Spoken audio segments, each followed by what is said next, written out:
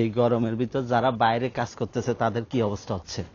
আমি মনে হয় 2 মিনিট বসের বাসায় যাচ্ছি, 2 মিনিট লাগবে গাড়ির জন্য। এটা আমার বাসা, এখান থেকে বসের বাসা যাচ্ছি। এই মোড়েটা পার হইলেই বসের বাসা, 2 মিনিট লাগবে। অবস্থা খারাপ হয়ে যাচ্ছে, তাকাইতেও পারতেছি না এবং পুরা মুখ জ্বলতেছে। আর বাইরে যারা কাজ করতেছে তাদের কি অবস্থা।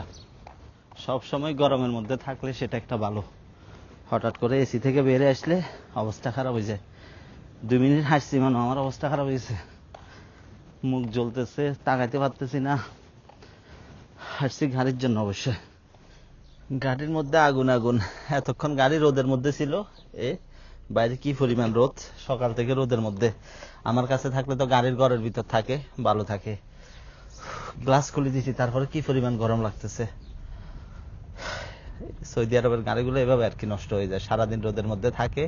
গাড়িতে হুট করে এসি চালাই দিলে গাড়ির ড্যাশবোর্ড, তারপরে গাড়ির গ্লাস, এরপরে গাড়ির এই ড্যাশবোর্ড গুলা সবকিছু নষ্ট হয়ে যায়। এই জিনিসটা অনেকজনই জানে না, কি করে গাড়ি চালা দিয়ে হুট করে এসি চালায় ফেলে।